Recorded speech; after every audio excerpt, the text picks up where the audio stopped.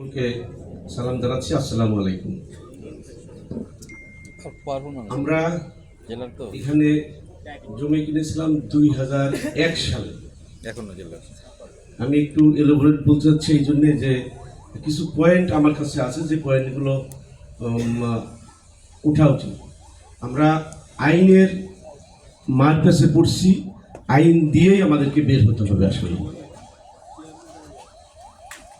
অন্যান্য যাই থাক, অন্যান্য অনেক কিছু আছে, কিন্তু আইন আমাদের লাগবে, আইন দিয়েই আমাদেরকে এখান থেকে বের হতে হবে।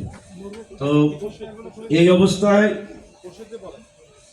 যে কোনো মামলা করতে গেলে তার গ্রাউন্ডসের প্রয়োজন হয়।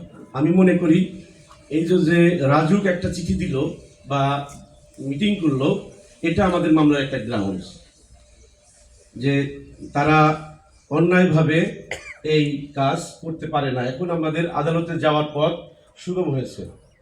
আমি বলতে চাই এগুলো আমাদের পয়েন্ট, যে আমরা আদালত 2019 সালে 6 মাসের সময় বেঁধে দিয়ে আমাদেরকে টাকা ফেরত দিতে বলেছিল, কিন্তু 6 মাস কেন, আজ 5-6 বছরেও আমরা টাকা পাইনি। তো এতদিনে মেট্রো